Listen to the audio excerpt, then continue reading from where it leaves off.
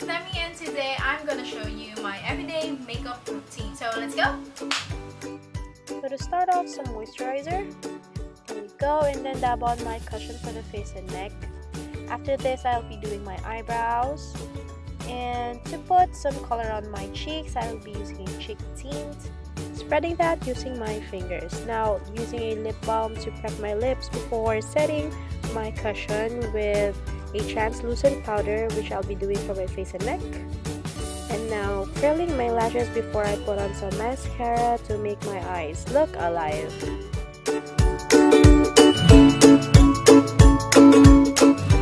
I'm doing my gradient lip by combining my tint and my lipstick just on the inner part of my lips, and then blending that out on the edges and putting in some cushion on the outermost part of my lip to add more effect. And for the finished look, thanks for watching!